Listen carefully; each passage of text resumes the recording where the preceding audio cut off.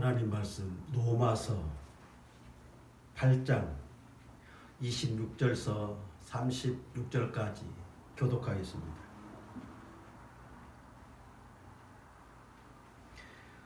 이와 같이 성령도 우리의 연약함을 도우시나니 우리는 마땅히 기도할 바를 알지 못하나 오직 성령이 말할 수 없는 탄식으로 우리를 위하여 친히 간구하시느니라.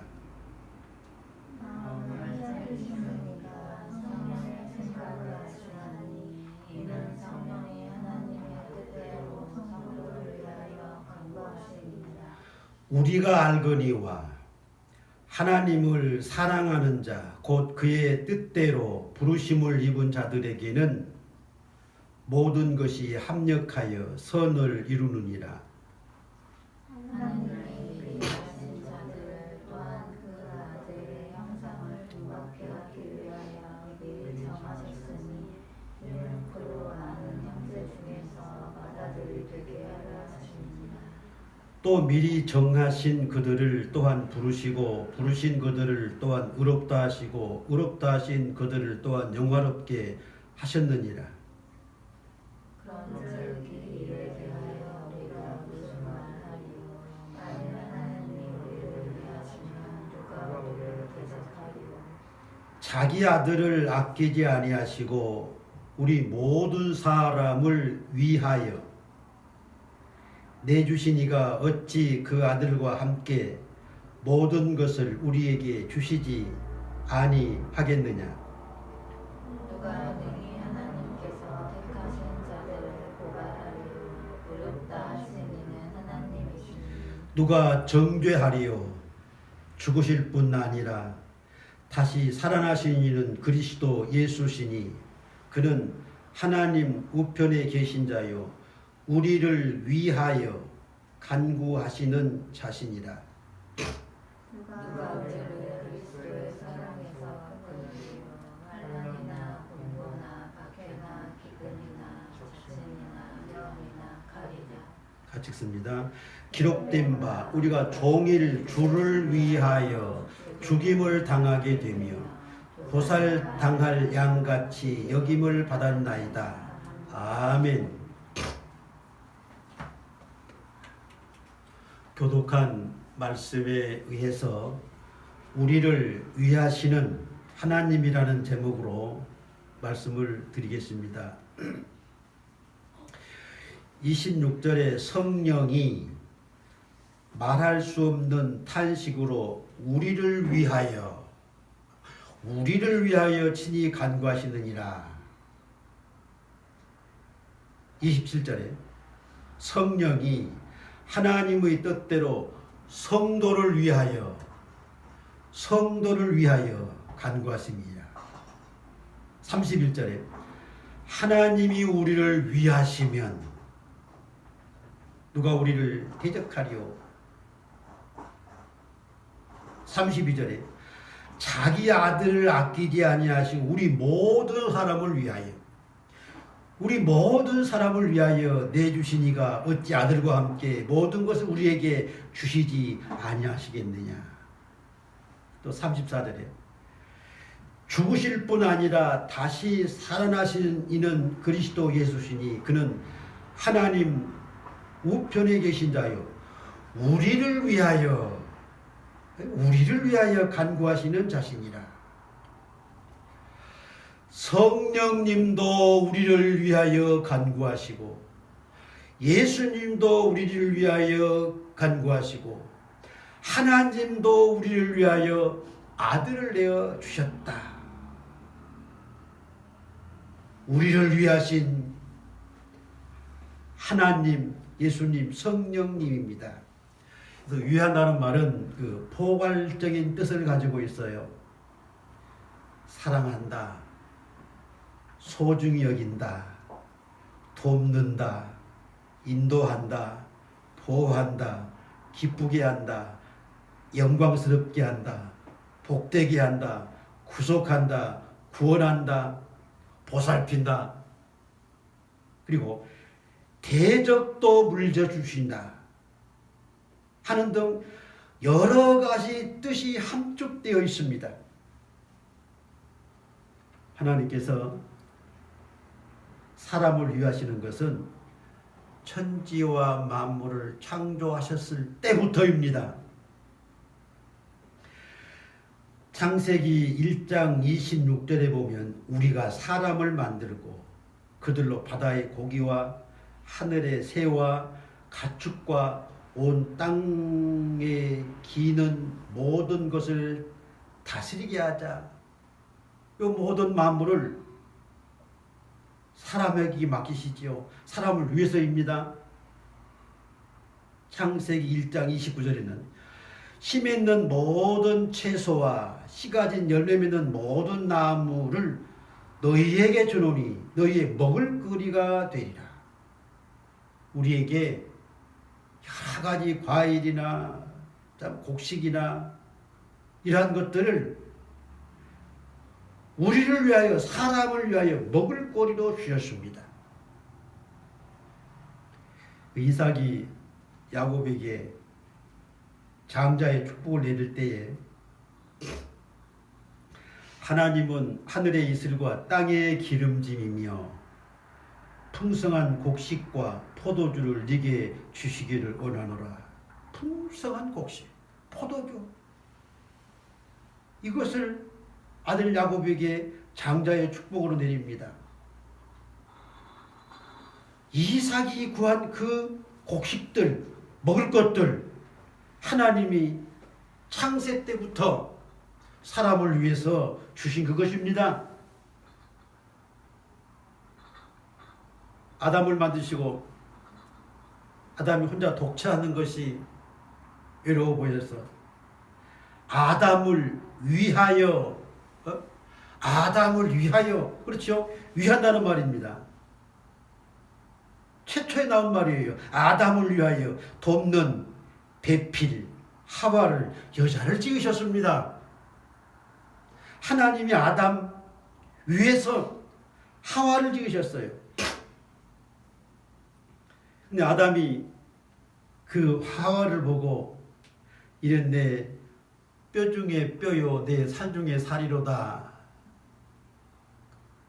그것이 무엇입니까?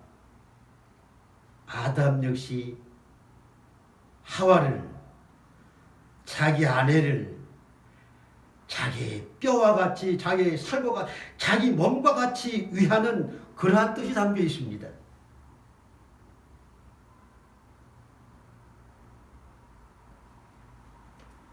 부부간에도 서로 위하는 거예요. 남편은 아내를 위하고 아내는 남편을 위하는 거예요.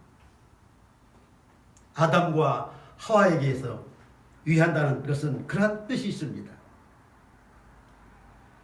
그런데 아담과 하와가 하나님의 말씀을 어기고 선악과를, 그 열매를 따먹어서 죄를 짓습니다. 그런데 죄를 지은 아담과 하와를 위하여 가죽옷을 지어 입히시니라. 하나님은 죄를 범한 아담과 하와를, 죄인을 위해서도 가죽옷을 지어서 입혀 주셨습니다. 사람이 죄를 범했을지라도, 아니 우리가 죄를 범했을지라도 하나님은 우리를 위하시는 하나님입니다. 죄인들을 구원하시기 위하여 독생자 예수 그리스도를 이 세상에 보내주셨어요. 우리를 위하신 하나님입니다. 첫째로 드릴 말씀은 우리를 위하신 성부 하나님에 대해서 말씀을 드리겠습니다. 31절에 보면 중반절에 만일 하나님이 우리를 위하시면 누가 우리를 대적하리요. 32절에 자기 아들을 아끼지 아니하시고 우리 모든 사람을 위하여 내어주셨다. 하나님은 아들을 아끼지 아니하시고 모든 사람을 위해서 내어주셨다. 하나님의 사랑입니다. 하나님이 우리를 위하심입니다. 범죄한 죄인들을 구원하시기 위해서 독생자 아들 예수 그리스도를 이 세상에 구세주로 보내주신 거예요. 아까 아담과 하와가 하나님의 말씀을 어기고 선악과를 따먹었는데 범죄한 그들 위하여 가죽옷을 지어 입혔다. 역시 마찬가지로 범죄한 이 세상의 모든 사람들을 위하여 그리스도를 보내주셨습니다. 예수님께서 세례받으실 때에 하늘에서 하나님의 음성이 들립니다. 이는 내 사랑하는 아들이다. 내 기뻐하는 자다. 이 말씀에는 깊은 감정과 연민과 비애가 담겨 있는 말씀이 아닐 수 없습니다. 사랑하는 독생자를 아끼지 않고 십자가에 못 박혀 희생시켜야 하는 하나님의 그 마음이 담겨 있다 이 말입니다. 마태복음 17장 5절에 보면 베드로와 요한과 야고보가 높은 산에 올라가서 기도할 때에 그들에게 또 이 음성이 들립니다. 이는 내 사랑하는 아들이요 내 기뻐하는 자니 너희는 그의 말을 들어라. 정말 독생자 예수 그리스도를 희생시켜야 하시는 하나님의 속뜻이 담겨 있어요.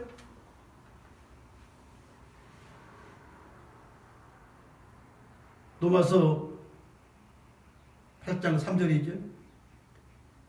율법이 육신으로 말미암아 연약하여 할 수 없는 그것을 하나님은 하시나니 곧 죄로 말미암아 자기 아들을 죄 있는 육신의 모양으로 보내어 육신의 죄를 정하사 어떻습니까? 죄 없이 사랑하는 기뻐하는 그 아들을 죄 있는 육신의 모양으로 이 세상에 보내셨습니다. 누구를 위해서? 죄인들을 위해서, 우리를 위해서입니다.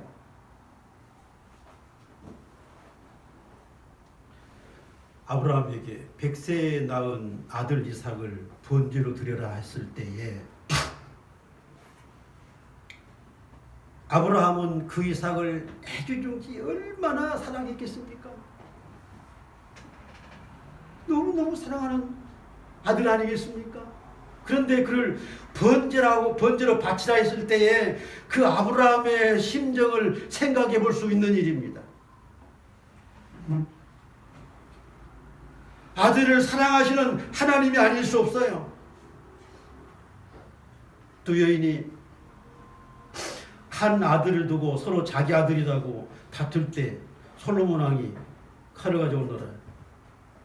칼로 이 산 아이를 둘로 나누어 반은 이 여자에게 주고 반은 저 여자에게 주라. 그렇게 말하니까 진짜 그 산 아들의 어머니가 그 여자가 마음이 불붙는 것 같아서 그랬습니다. 자기 아들이 칼에 배임을 받아 난임을 당하려는 그 마음이 얼마나 불붙는 마음이 들었겠습니까? 하나님 역시 마찬가지입니다. 왕께 아뢰기를 내 주여 산 아이를 그에게 주시고 죽이지 마옵소서. 자식을 빼앗기고 자기는 죄인으로 형벌받을지라도 자식을 사랑하는 모종입니다. 부모는 자식을 사랑하고 자식을 위하고 자식은 부모를 위해야 합니다. 하나님께서 사랑하는 그 아들을 사람의 죄의 짐을 다 지게 하시고 십자가에 못 박혀 고난당하며 죽음을 당하게 하셨습니다. 이것이 하나님이 사람을 위하는 위하심입니다. 그리고 31절에 하나님이 우리를 위하시면 누가 우리를 대적하리요? 하나님이 위하시면 그 누가 대적하리요? 대적도 물리쳐 주시는 하나님입니다. 이 대적은 성도들의 구원을 방해하고 성도들이 예수님 믿지 못하게 하고 지옥 가게 하는 마귀들로부터 지키신다는 그런 뜻이 있습니다. 베드로전서 5장 8절에 대적 마귀가 우는 사자와 같이 두루다니며 삼킬 자를 찾나니. 베드로전서 5장 10절에 모든 은혜의 하나님 곧 그리스도 안에서 너희를 부르사 자기의 영원한 영광에 들어가게 하신 이가 잠깐 고난을 당한 너희를 친히 온전하게 하시며 굳건하게 하시며 강하게 하시며 견고하게 하시리라. 마귀로부터 지켜 주시고 구원하여 주시라는 말씀입니다. 하나님은 이와 같이 죄인들을 위하여 아들을 보내주셨고 죄인들을 위하여 십자가에 못 박혀 죽게 하시는 사람을 위하시는 하나님이십니다. 두 번째 드릴 말씀은 우리를 위하시는 예수님에 대해서 말씀을 드립니다. 34절에 누가 정죄하리요? 죽으실 뿐 아니라 다시 살아나신 이는 그리스도 예수시니 그는 하나님 우편에 계신데 우리를 위하여 간구하시는 자신이라. 우리를 위하여 죽으신 예수님, 우리를 위하여 부활하신 예수님, 우리를 위하여 성천하시고 성천하신 가운데 하나님 보좌 우편에서 우리를 위하여 간구하시는 예수님.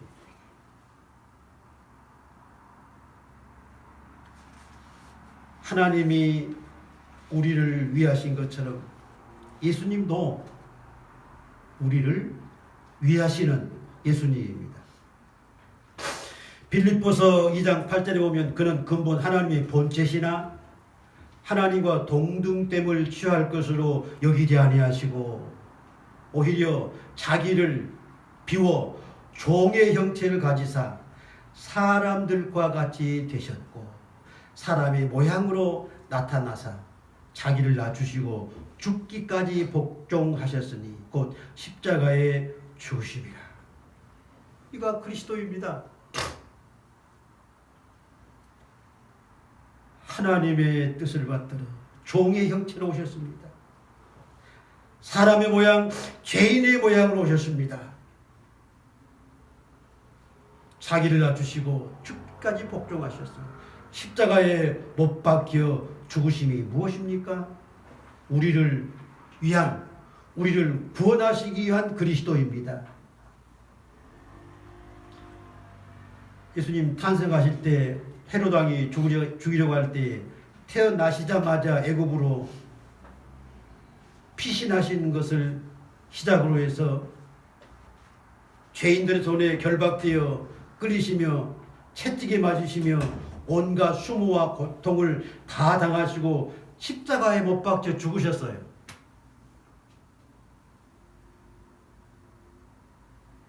이 모든 것이 우리를 위한 그리스도의 희생입니다. 요한일서 2장 2절에 사도 요한은 말하기를 저는 우리 죄를 위하여 화목제물이니 우리만 위할 뿐 아니라 여기서도 위하단 말이 나오죠. 우리만 위할 뿐 아니라 온 세상의 죄를 위하심이라. 우리만 위할 뿐 아니라 온 세상의 죄를 위하여 그리스도께서 화목제물이 되셨다. 그렇게 말을 했고, 바울은 로마서 5장 7절에 의인을 위하여 죽는 자가 쉽지 않고 선인을 위하여 용감히 죽는 자가 혹이거니와 우리가 죄인 되었을 때에 그리스도께서 우리를 위하여 죽으셨다 했습니다. 하나님이 아담과 하와가 선악과를 따먹는 죄를 범하였을 때에 하나님은 아담과 하와를 위해서 가죽옷을 입혔다 했어요. 그리스도도 역시 우리가 죄인 되었을 때에 우리를 위하여 십자가에 못 박혀 죽으셨다. 죄인을 위해서, 나를 위해서 희생하신 것. 그는 하나님 우편에 계신 자여 우리를 위하여 간구하시는 자십니다. 34절입니다. 이 세상에 계실 때에도 우리를 위하여 기도하신 예수님입니다. 특별히 베드로에게는 내가 너를 위하여, 베드로 너를 위하여 네 믿음이 떨어지지 않기를 기도하였노니 그런 말씀을 하셨지요. 그런데 승천하신 후에도 천국에서 우리를 위하여 간구하신다 그렇게 말을 했습니다. 하나님 보좌 우편에서 우리를 위하여 간구하시는 예수님입니다. 히브리서 7장 25절에 자기를 힘입어 하나님께 나아가는 자들을 온전히 구원하실 수 있으니 이는 그가 항상 살아 계셔서 그들을 위하여 간구하심이라 이렇게 말을 했어요. 항상 살아서 간구하십니다. 지난주에 우리를 위하여 중보 기도하신 예수님에 대해서 말씀을 드리겠습니다. 요한일서 2장 1절에 만일 누가 죄를 범하여도 아버지 앞에서 우리에게 대언자가 있으니 곧 의로우신 예수 그리스도다. 범죄한 자들을 위해서 지금도 죄인들을 위해서 중보 기도하시는 예수님이십니다. 요한복음 14장 2절에 내가 너희를 위하여, 여기에서도 위하여지요. 거처를 예비하러 가노니 가서 너희를 위하여, 또 너희를 위하여요. 거처를 예비하면 다시 와서 너희를 영접하여 내게로 영접하여 나 있는 곳에 너희도 있게 하리라. 온통 예수님은 우리를 위하신 예수님입니다.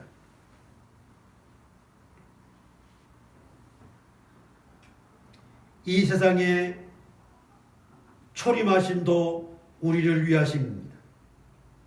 십자가에 못 박혀 죽으심도 우리를 위하심입니다. 부활도 승천도 우리를 위하심이에요. 사도행전 3장 20절에 주께서 너희를 위하여 예정하신 그리스도 곧 예수를 보내시리니 하신 말씀은 재림입니다. 그리스도의 재림도 우리를 위하여 재림하시는 겁니다. 온통 예수님의 모든 희생과 모든 일들은 우리를 위하셨습니다. 이것이 우리를 위하신 예수님입니다. 세 번째 드릴 말씀은 우리를 위하시는 성령님에 대해서 말씀을 드리겠습니다.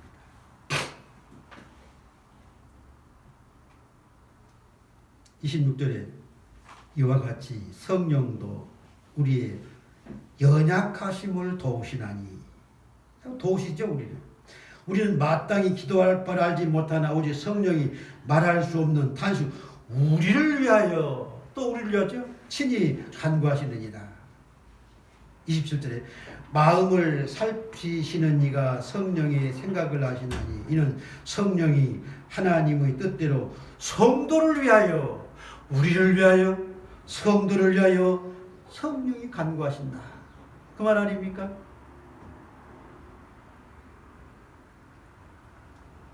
예수님께서 승천하시기 전에 내가 떠나가는 것이 너희에게 유익이다. 내가 떠나가지 아니하면 보혜사가 너희에게 오시지 아니할 것이요 가면 내가 그를 너희에게 보내리니 이 성령이 예수님 승천하신 다음 오순절날 그 약속하신 성령이 마가 다락방에 불의 혀같이 맺습니다. 하나님도 예수님도 성령님도 우리를 위하시는 성령이에요. 성령이 아니고는 예수를 주라 할 수 없다 했습니다. 우리가 예수님을 나의 주로 나의 구세주로 믿고 부르는 것은 성령의 도심입니다. 성령이 우리를 위하심입니다. 예수님을 아버지께서 보내주신 것처럼 성령님도 하나님 아버지께서 예수님의 이름으로 보내주셔서 예수님이 우리에게 말씀하신 모든 것을 가르치시고 생각나게 하시는 성령이에요. 요한복음 14장 26절에 성령께서 신령한 영적인 모든 것을 우리를 위해서 알게 하시는 일하시는 성령님입니다. 요한복음 14장 16절에 보면 첫째로 영원토록 우리와 함께 거하신다. 우리를 위해서 영원토록 예수님은 33년 동안 계셨지만 성령은 우리를 위해서 사람을 위해서 영원토록 우리와 함께 거하시는 성령입니다. 두 번째 요한복음 14장 26절 모든 것을 우리 가르치시는 또 생각나게 하시는 성령입니다. 세 번째 본 말씀 26절 27절 말할 수 없는 탄식으로 우리를 위하여 친히 간구하시는 성령이 우리는 마땅히 빌 바를 알지 못하지만 성령의 도우심으로 기도를 해요. 통회하고 자복하고 회개하는 것은 전적으로 성령의 도우심입니다. 눈물을 흘리며 나는 죄인입니다. 가슴을 치며 회개하는 것 성령의 도우심입니다. 네 번째 권능을 주시는 성령입니다. 성령이 임하시면 권능을 받고 유대와 사마리아와 땅끝까지로 증인이 되게 하시리라. 사도들에게 나타난 많은 이적들이 성령의 권능에 의한 것들입니다. 다섯 번째 은사의 성령입니다. 여러 가지 은사들 고린도전서 12장 4절 이하에 나오는 9가지 은사들 성령의 도우심입니다. 성령의 도우심 없이는 진리를 알 수 없습니다. 보혜사 성령, 가르치는 성령입니다. 성령의 도우심 없이는 구원을 받을 수가 없어요. 성령께서 우리를 거듭나게 하시고 새롭게 하셔서 하나님의 자녀가 되게 하시는 겁니다. 베드로가 주는 그리스도시요 살아계신 하나님의 아들이시이다. 베드로의 생각입니까? 아닙니다. 성령의 도우심이에요. 이와 같이 성부 하나님도 우리를 도우시고 성자 예수님도 우리를 도우시고 성령 하나님도 한결같이 우리를 위하시는 삼위의 하나님이십니다. 마지막 말씀드립니다. 36절에 우리가 종일 주를 위하여 죽임을 당하게 되며 도살당할 양같이 여김을 받았나이다. 사도들이, 초대교회 성도들이 엄청난 고난을 겪습니다. 35절에 보면 누가 우리를 그리스도 사랑에서 끊으리요? 환난이나 곤고나 박해나 기근이나 적신이나 위험이나 칼이랴. 환난, 곤고, 박해, 기근, 적신, 위험, 칼, 이 많은 고통들이 초대교회의 사도들이나 성도들에게 따랐습니다. 그러나 우리가 종일 주를 위하여 환난도, 공고도, 박해도, 기근도, 적신도, 위험도, 칼도 두려워하지 않으면 주를 위하여라고 했습니다. 그들이 죽임을 당하며 도살을 양같이 여김을 받는 고난을 겪어도 주께서 우리를 위하셨으니, 하나님이 우리를 위하시고 성령이 우리를 위하셨으니, 우리도 그 말이에요. 우리도 종일 주를 위해서, 평생 영원히 주를 위해서 고난받을지라도 복음을 전하고, 고난받을지라도 주를 믿고 주를 위하자, 그런 말입니다. 우리는 하나님이 우리를 위하시고 예수님이 우리를 위하시고 성령이 우리를 위하시는 이 귀한 말씀들을 꼭 명심하고 우리도 주를 위해서 살아야 합니다.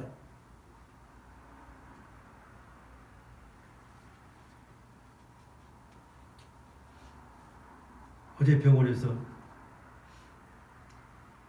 토요일날 외출을 해서 주일날 오후에 들어오겠습니다 했더니 외출 안 됩니다. 외박은 안 됩니다. 그러면서 외출이 3시간이라고 하더라고요. 그러는 게 어딨냐. 그러면 우리 주의를 지키기 위해서 퇴원하겠다 그랬어요. 만약에 주일날 내가 원하는 시간에 교회 가서 예배할 수 없다면 퇴원하겠습니다. 그랬더니 그러면 시간은 드릴 테니까 잠만 병원에 와서 자달라. 그렇게 해서 오늘 아침 새벽 6시에 일찌감치 나와가지고 여유있게 오후 7시에 들어가겠다. 외출증을 써주고 왔습니다. 목사가 설교할 수 없는 그 상황이라면 병원에 있겠지만 설교할 수 있는데 병원에 갇혀서 못 나온다면 이 말이 되겠습니까? 나 퇴원하겠다고 그랬더니 시간 다 주더라고요. 3시간밖에 안 된다는데 하루 종일 다 줘요. 이것이 우리의 신앙입니다. 참 사모님 2분, 목사님 4분 참 뒤차가 와서 받아서 병원에 입원했지만 한 사람도 뼈가 금이 가거나 피를 흘리거나 하지 않고 큰 충격만 받아서 그렇게 입원해 있습니다. 하나님이 지켜주셨어요. 오늘 또 이와 같이 설교하게 해주셨어요. 그 은혜에 감사합니다. 우리를 위하시는 주님을 위해서 오늘 또 하나님 말씀을 전합니다. 기도하겠습니다. 하나님 아버지, 교통사고를 당했지만 고속도로 상에서 뒷차가 추돌하였지만 저희들을 지켜주시는 하나님 감사합니다. 크게 다쳤더라면 사망할 수도 있는 고속도로 사고였지만 하나님 지켜주셨습니다. 오늘 또 말씀 전할 수 있게 해주셨습니다. 주여 감사합니다. 4명의 목사들과 2명의 사모들을 지켜주셨습니다. 주님 항상 지켜주시고 항상 도와주셔서 주의 복음 전하기 부족함이 없게 하여 주옵소서. 주님을 위하고 참으로 하나님을 위해서